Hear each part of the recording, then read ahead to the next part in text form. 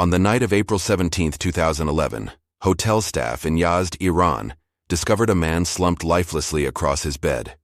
His passport identified him as Karim Daoud, a mid-level businessman from Lebanon. Yet behind that name hid dangerous secrets. The hotel room appeared ordinary at first glance. A half-finished meal on the table, travel documents scattered across the desk, a flickering lamp casting sharp shadows against peeling wallpaper. Yet investigators quickly realized this was no natural death. Daoud's face bore an unnatural stillness. His pupils dilated in a way that suggested poison or suffocation. The windows were locked from inside. No forced entry appeared visible, and surveillance cameras caught nothing unusual. It was an invisible execution. Within hours, Iranian intelligence operatives cordoned off the Yazd hotel floor. Guests were quietly escorted out, staff interrogated, phones confiscated. Officially, authorities said little, but whispers spread quickly. A foreign hand had struck at the heart of Iran. By morning, state-controlled newspapers cautiously acknowledged an incident. They spoke of an unnamed Lebanese national found dead under mysterious circumstances. No photos were released, no details emerged, only silence and the sense that an invisible war had just surfaced. Karim Daoud was no ordinary traveler. Behind his commercial cover, intelligence files described him as a covert Iranian liaison, an intermediary bridging Tehran's revolutionary guards and networks in Lebanon, Syria, and beyond. His quiet elimination meant more than personal tragedy. It meant destabilized networks. To Western and Israeli analysts, Yazd's quiet streets had suddenly become a battlefield. The death of one man threatened to unravel an entire chain of arms deals, money transfers, and sleeper cells stretching from the Persian Gulf to Mediterranean harbors. Why Yazd? And why now? The desert city, far from Tehran's political spotlight, was a curious location. Perhaps Daoud believed obscurity offered safety. Perhaps his enemies calculated that an isolated hotel room would silence questions and minimize diplomatic fallout. The implications extended far beyond Iran. Every intercepted shipment, every coded message Daoud handled, represented pieces of a broader chess game, one involving Hezbollah, Syrian intelligence, and smuggling networks into Gaza. Whoever struck him wanted to sever arteries of regional resistance. Yet the very precision of the operation raised questions.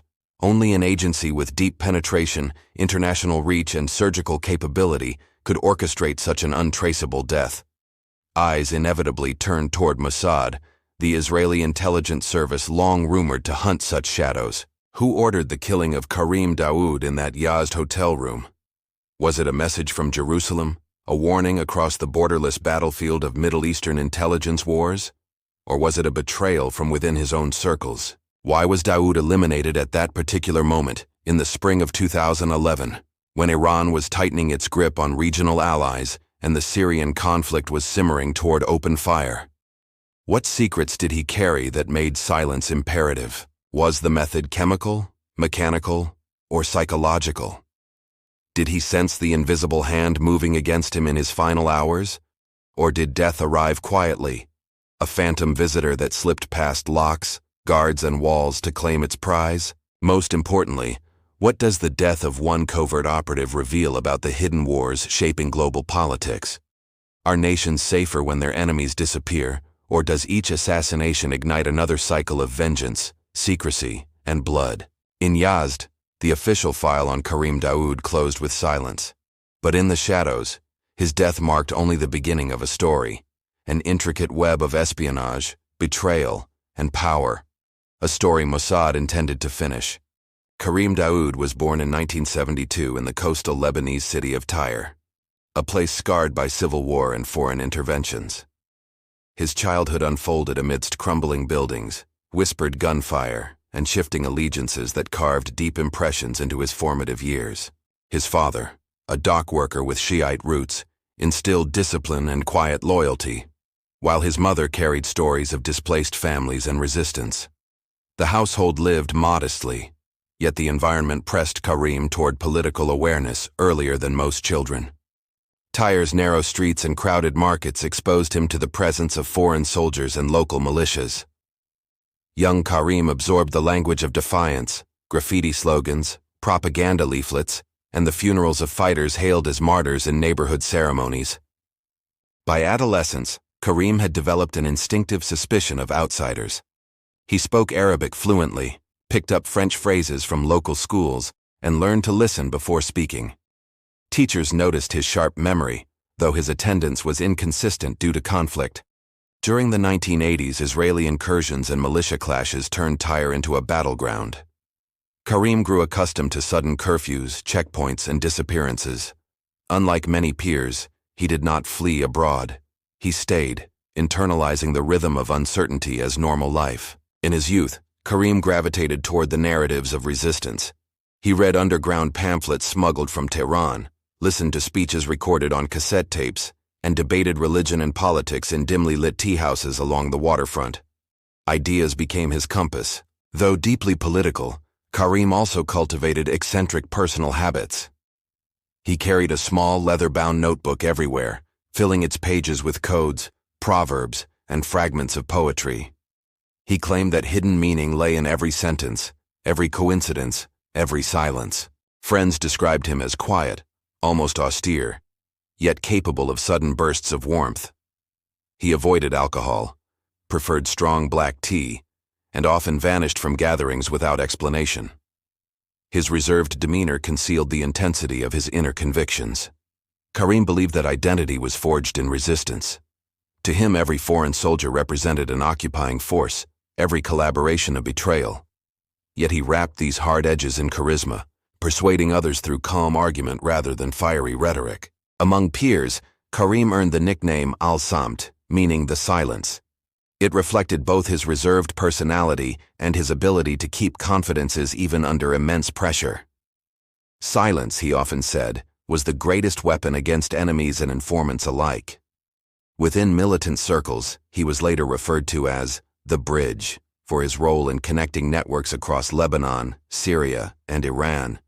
He embraced the title, seeing himself less as a fighter than as a facilitator of resistance. Karim's self-image revolved around patience.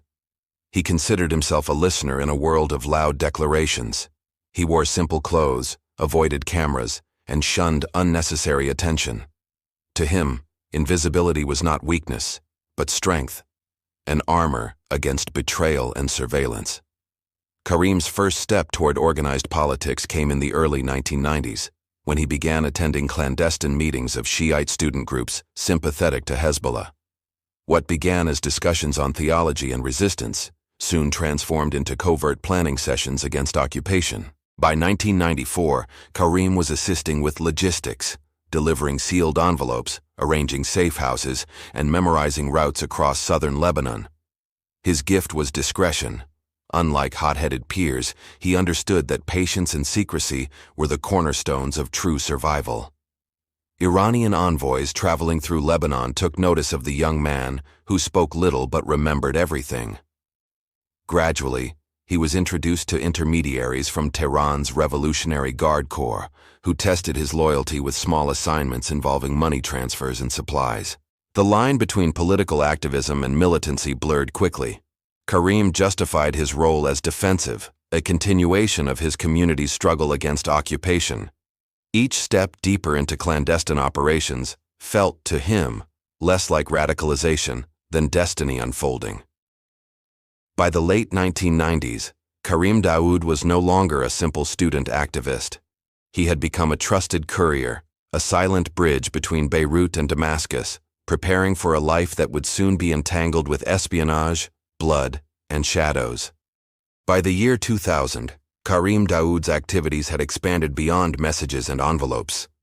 His role shifted into arranging arms deliveries through Bekaa Valley, disguising weapons as agricultural shipments.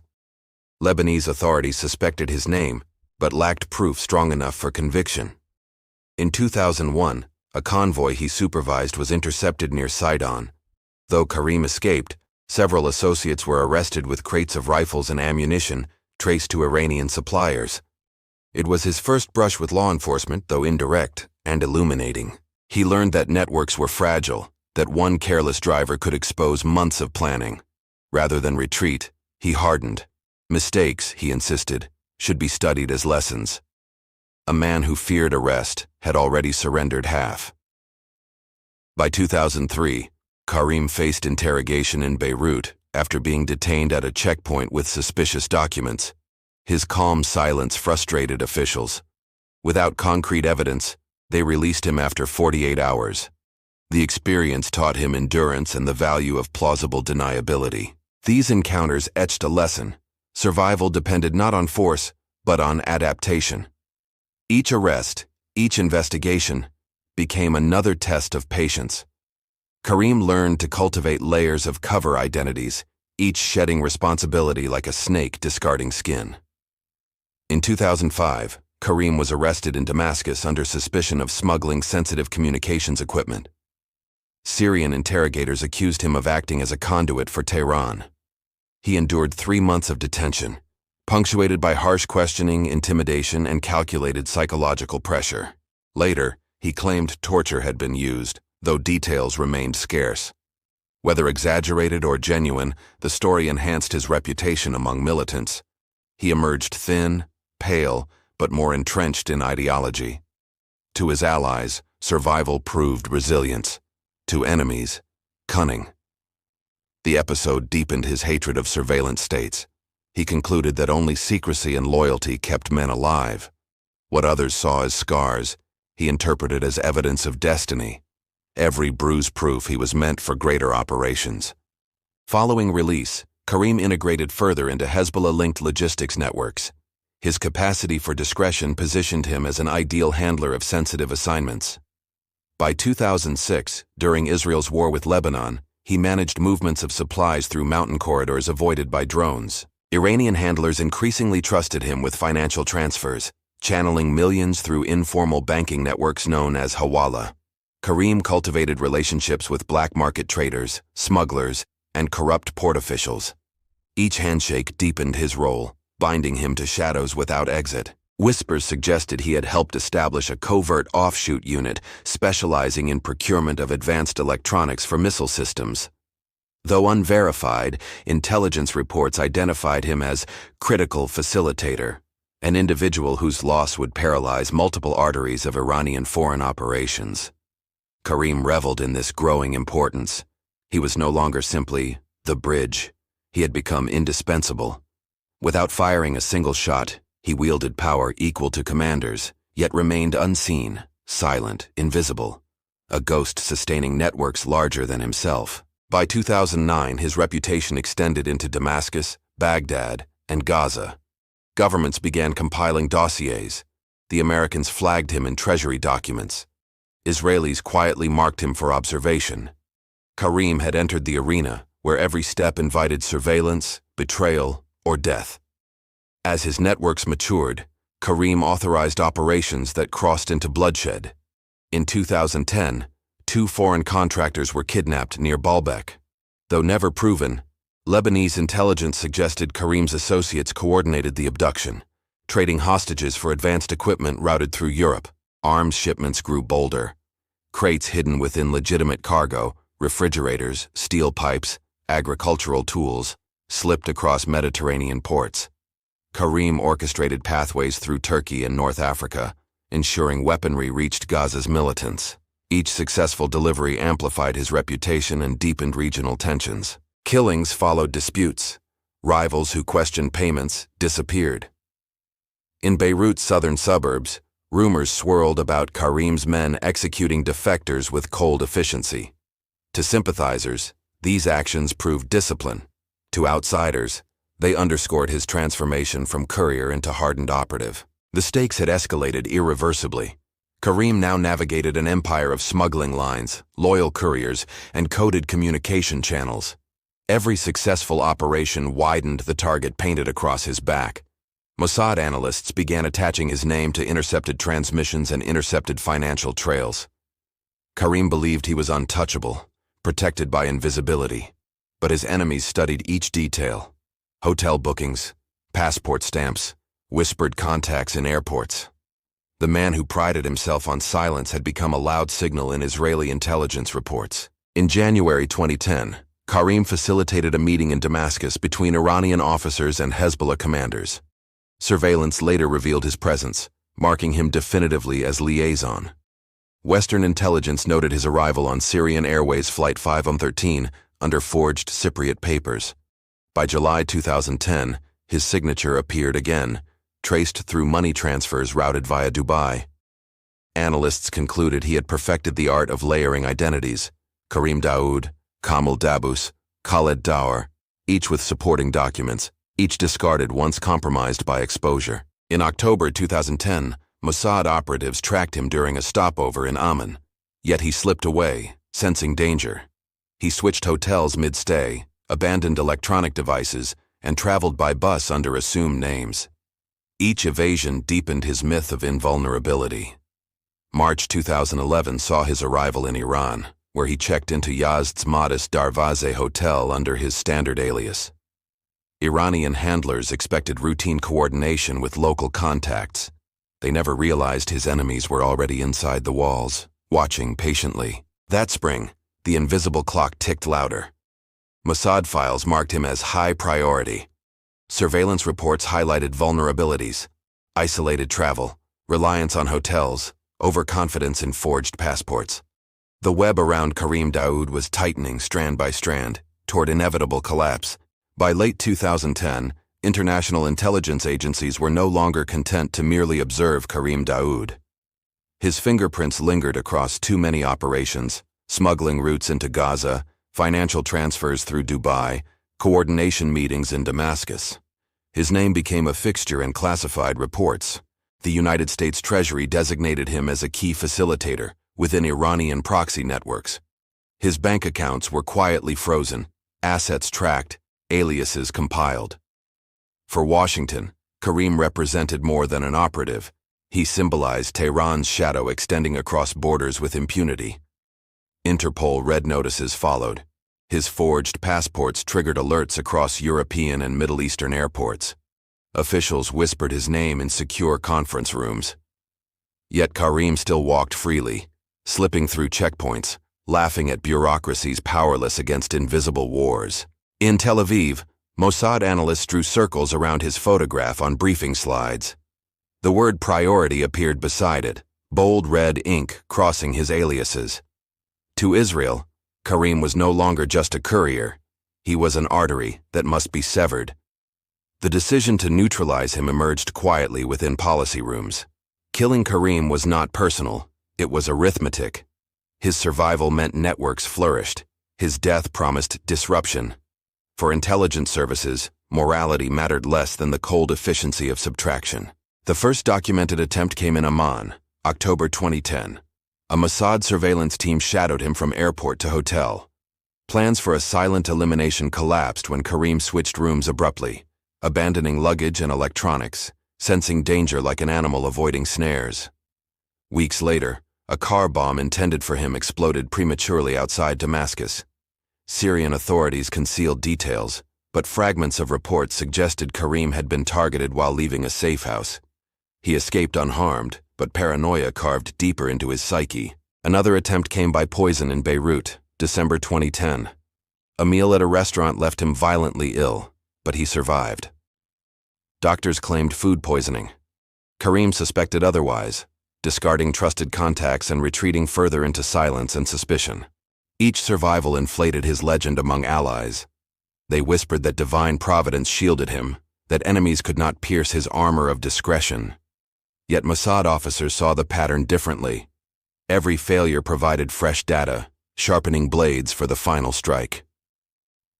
By early 2011, it was clear that Karim's life was measured in months. Assassination was no longer theoretical. His routine vulnerabilities, hotel stays, solitary travels, reliance on forged identities, offered opportunities. All that remained was the perfect stage, the perfect silence, the perfect kill. Karim Daoud lived like a man balancing on glass. Every hotel keycard, every airport transit, every handshake carried risk. He trusted little, yet still believed invisibility would save him. The truth, Mossad had already chosen the place and time. Intelligence wars rarely reward patience, yet this case demanded it. The Yazd Hotel, modest and quiet, offered precisely what operatives required: distance from scrutiny, isolation from Tehran, and plausible deniability. Karim's fate was sealed the moment he checked in. The question was no longer if Karim would die, but when.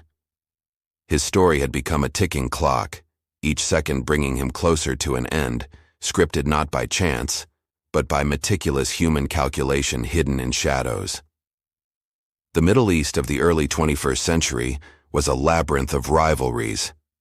Iran's ambition to project influence collided directly with Israeli determination to contain it. The battlefield was not only territory, but networks, arms flows, financial webs, and covert operations. At the heart of this struggle stood Hezbollah, nourished by Tehran's money and weapons. Each missile smuggled into Lebanon represented not simply military hardware, but an ideological declaration. Iran would challenge Israel's security through proxies, without direct confrontation. For Israel, survival meant vigilance. Every truck crossing the Bekaa Valley, every port container slipping unnoticed, carried existential weight. Mossad's mandate was therefore blunt: disrupt Iranian arteries before they transformed into rockets aimed at Haifa or Tel Aviv. Karim Daoud represented more than one operative. He embodied the connective tissue holding the resistance web together. His elimination promised disruption at a scale difficult to replicate. In the silent wars of intelligence, one removal could echo louder than missiles themselves. Thus, Yazd was not merely a hotel. It became a symbol of the broader conflict, an invisible front line stretching from Tehran to Beirut, fought not with divisions and tanks, but with shadows, patience, and the cold arithmetic of assassination. Iran viewed men like Karim as extensions of state policy. Though publicly disavowed, they were indispensable, plausible deniability incarnate. Tehran's Revolutionary Guards cultivated operatives precisely to wage asymmetric conflict, ensuring Iran's influence spread without inviting conventional war with adversaries. Syria played dual roles, simultaneously an ally and a staging ground. Damascus allowed corridors for weapons and cash, benefiting from Tehran's patronage. Yet Syrian intelligence maintained files on men like Karim, knowing loyalty was currency that could be traded tomorrow. Lebanon's government remained fractured, incapable of reining in Hezbollah.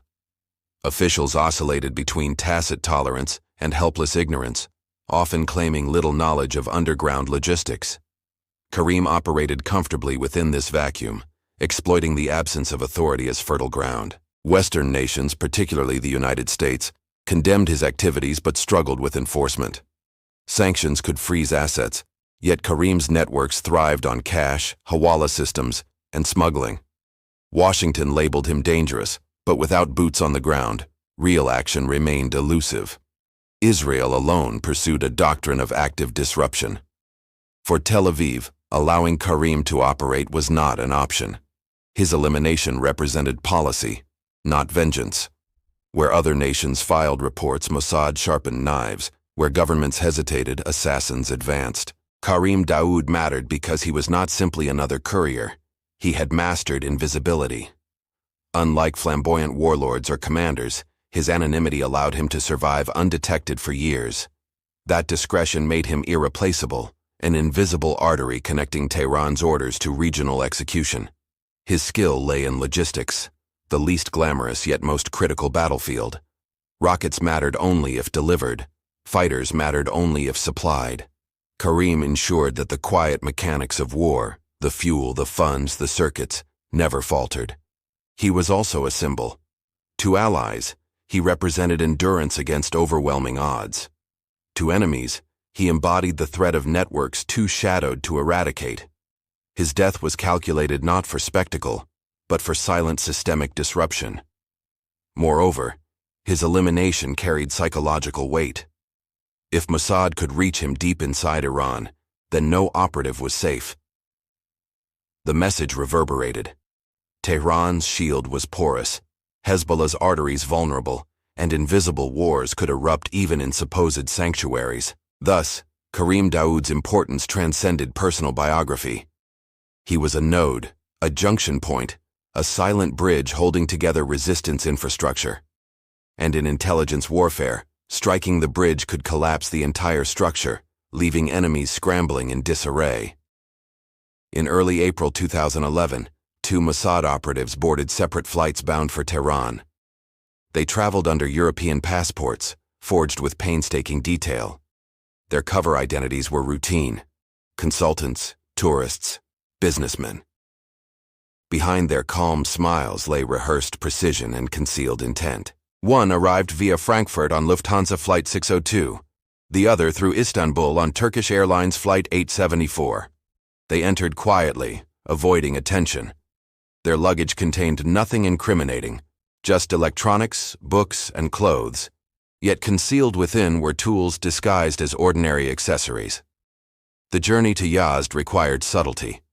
They did not travel together. Instead, each operative moved along different routes, converging days apart. Surveillance demanded patience, and every unnecessary glance risked exposure. To them, time was expendable. The mission, absolute. In Yazd, the operatives adopted mundane roles. One posed as a European academic researching Persian architecture, camera in hand. The other presented himself as a low-profile trader, negotiating discreetly in carpet markets. Both stories blended seamlessly into local rhythms. Unbeknownst to Iranian authorities, the hunters had arrived. They walked among families, prayed in courtyards, purchased fruit in bazaars. To all appearances, they were ordinary visitors, yet their presence turned Yazd into a stage where one life would silently end. The Darvaze Hotel, where Karim checked in, was modest, frequented by businessmen and provincial travelers. It lacked advanced security systems, making it ideal for clandestine work. Surveillance cameras were outdated, staff poorly trained, and nightly routines predictable, exactly the vulnerabilities Mossad sought. The first operative booked a room 3 floors above Karim's. He carried notebooks and a laptop, projecting the image of a distracted academic. From his window, he observed patterns: lights switched off, meals delivered, phone calls placed. The second operative operated closer, registering at a nearby guest house. His role was external eyes, monitoring entrances, cataloging staff shifts, memorizing guard rotations. Every alley became familiar, every delivery boy a potential complication, every passing face a possible observer. Together they constructed a map of Karim's habits. He preferred late dinners, rarely used elevators, and often left windows locked. His interactions were minimal. He appeared calm, even unaware. Yet Mossad knew paranoia hid behind his deliberate stillness. Each night, operatives cross-checked notes, building timelines. Every detail mattered: the way Karim folded his jacket, the times he ordered tea, the sequence of footsteps echoing in hallways. This obsessive surveillance transformed the ordinary into a precise pattern awaiting disruption. April 17, 2011, began like any other day. Karim woke late, phoned contacts briefly, and consumed a sparse breakfast delivered to his room. He spent hours rereading notes, preparing for meetings. Nothing suggested fate's invisible clock was nearing conclusion. Outside, operatives synchronized watches. Their communication was nonverbal, relying on gestures and prearranged cues. Mobile devices remained off, avoiding interception. By noon, both had confirmed Karim's isolation. His Iranian contacts had departed, leaving him temporarily alone, defenseless. The first operative entered the hotel casually, carrying a satchel filled with innocuous papers concealing modified tools. He exchanged polite greetings with staff, ascended quietly, and disappeared into the anonymity of corridors. His demeanor was routine, unthreatening. Meanwhile, the second operative loitered in the lobby, feigning interest in tourist brochures. His eyes scanned doorways, elevators, and staff movements. His presence created a buffer, ensuring any unexpected approach would be intercepted before reaching their designated target zone. At precisely 7:15 p.m., as the sun dipped behind Yazd's domes, the operatives enacted their plan. One moved toward Karim's floor with precision. The other prepared diversionary measures. Silence cloaked the hotel. The stage was set for irrevocable conclusion. The tools of assassination were disguised as everyday items: a pen concealing a micro-injector, a notebook hiding lockpick wires, a spray bottle containing fast-acting paralytic disguised as deodorant. Each object passed unnoticed through airports, borders, and inattentive hotel clerks. Entry into Karim's room required skill.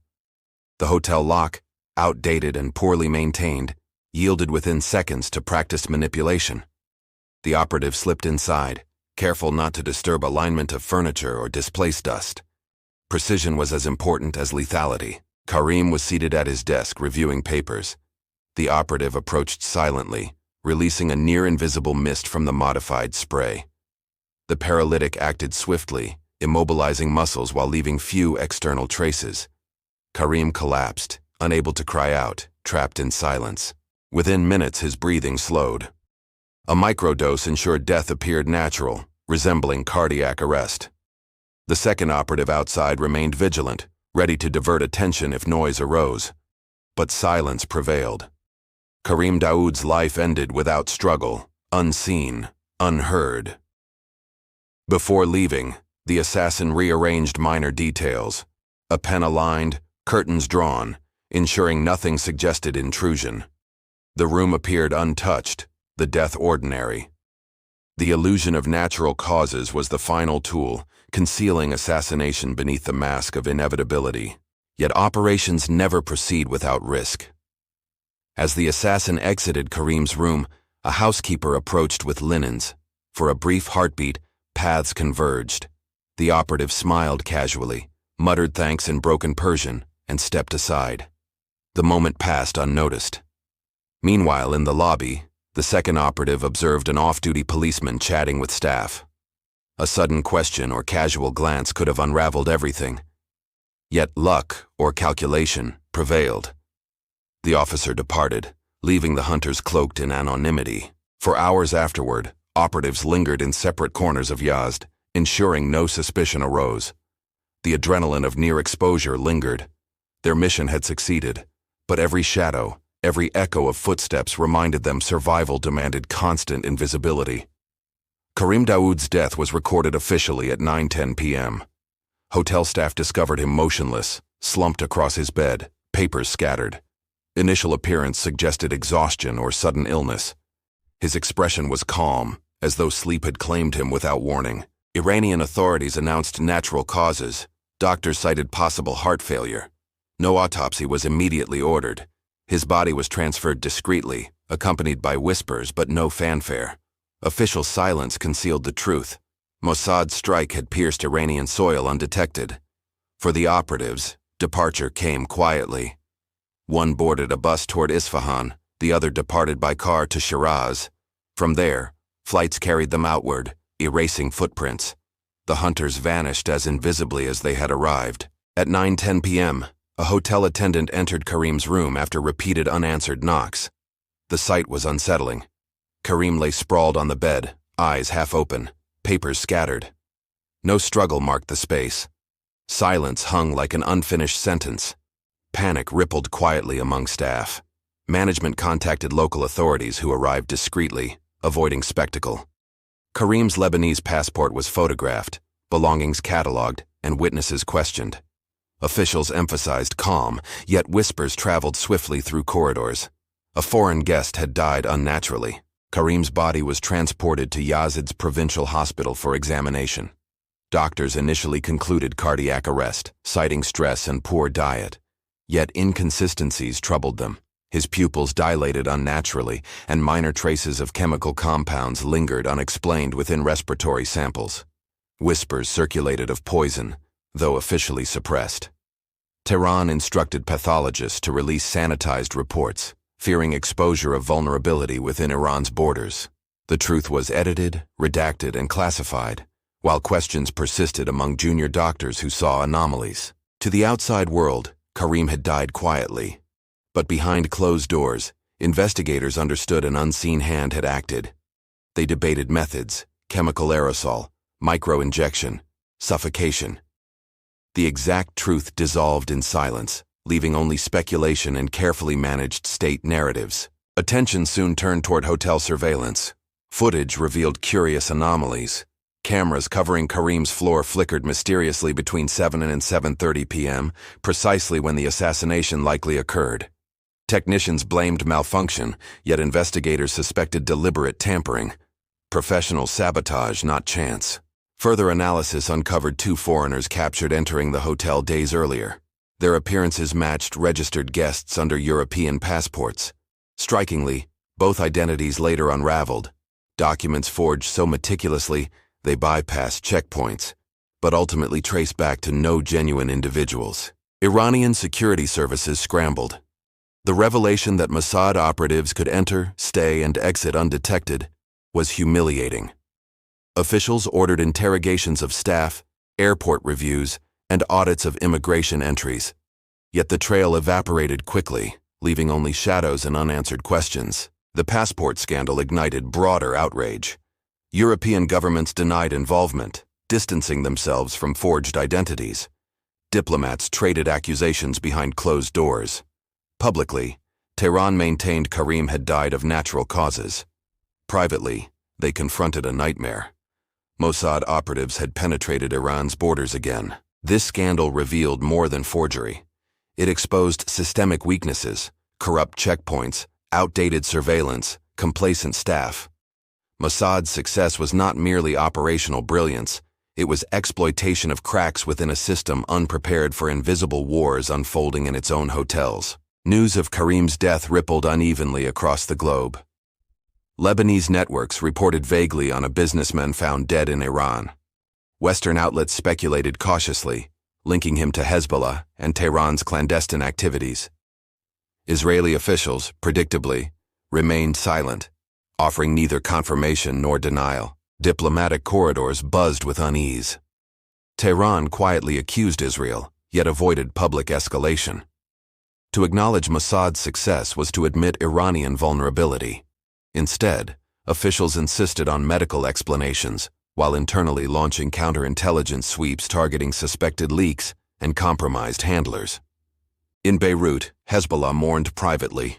Leaders spoke of martyrdom without naming specifics, unwilling to expose networks further. Karim's absence disrupted logistical channels, forcing hurried replacements and emergency rerouting of shipments.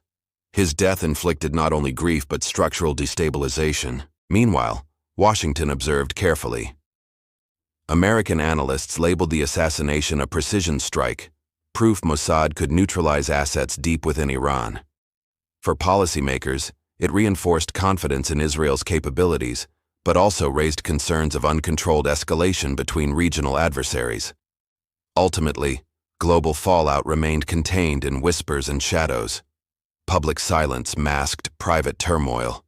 Karim's assassination was not a headline war, but a hidden tremor signaling that no sanctuary, no city, no hotel was beyond reach of the assassin's hand. Espionage empires do not wear uniforms. They exist in anonymous offices, flickering screens, coded cables flowing through cables hidden beneath oceans. They are faceless bureaucracies, yet within them, lives are weighed, fates decided, and death sentences signed with bureaucratic calm. Mossad's internal structure functioned like an empire of ghosts. Departments handled false passports, poisons, disguises, psychological profiles. Paper trails rarely bore names, only numbers, acronyms, code names. Decisions traveled down corridors where fluorescent lights hummed and silence weighed heavier than steel. Karim Daoud's elimination was not born of vengeance, but paperwork. A dossier crossed desks in Tel Aviv, stamped repeatedly with approvals.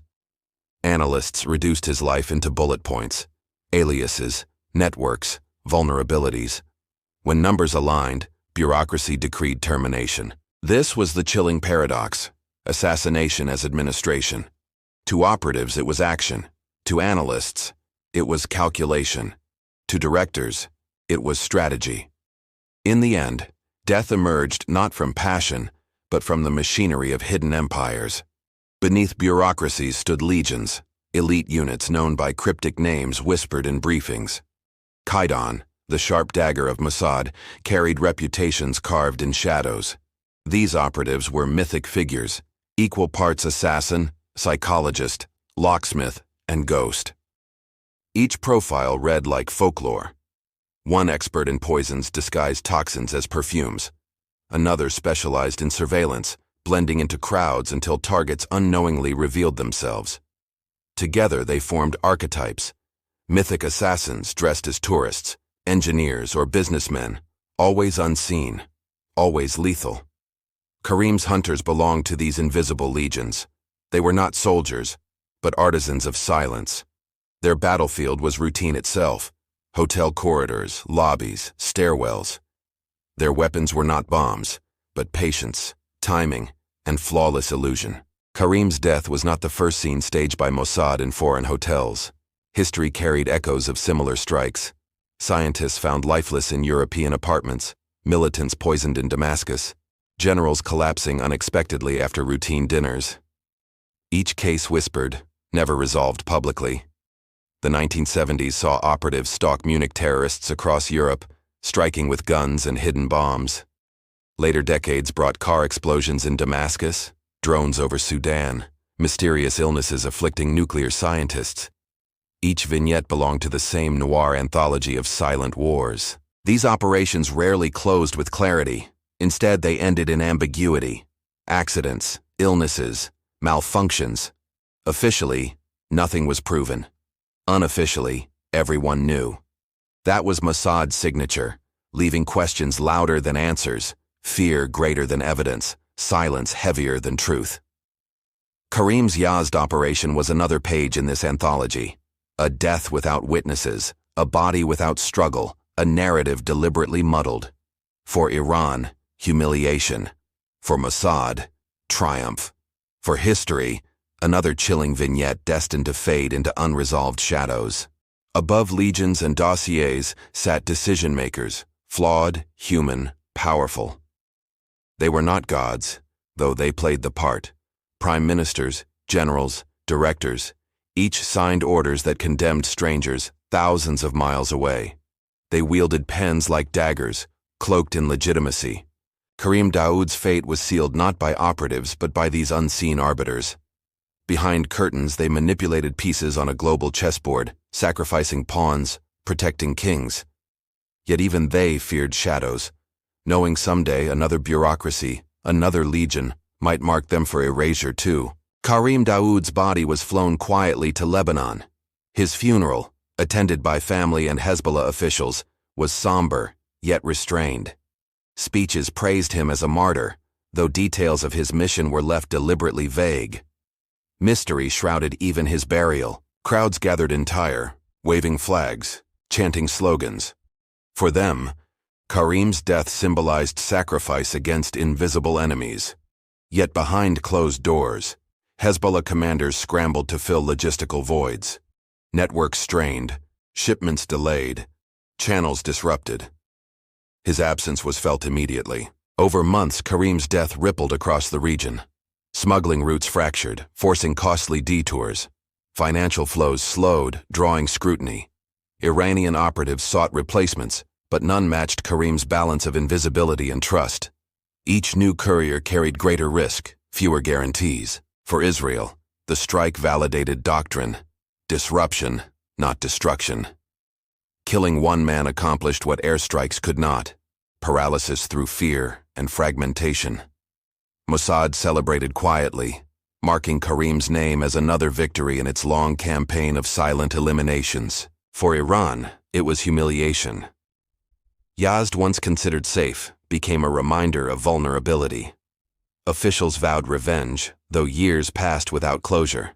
Karim's ghost lingered in every failed operation, every intercepted shipment, every whisper of betrayal. In the end, Karim Daoud's death changed little in the grand scheme of geopolitics. But what it revealed was a hidden world, where bureaucracies authorize killings, where operatives move like shadows, and where silence buries truth deeper than graves. The Yazd Hotel remains a memory of that night, unmarked by plaques or headlines. Yet within intelligence archives, his file endures, evidence of how one life, erased quietly, rippled across nations. Espionage leaves no monuments, only whispers, only shadows.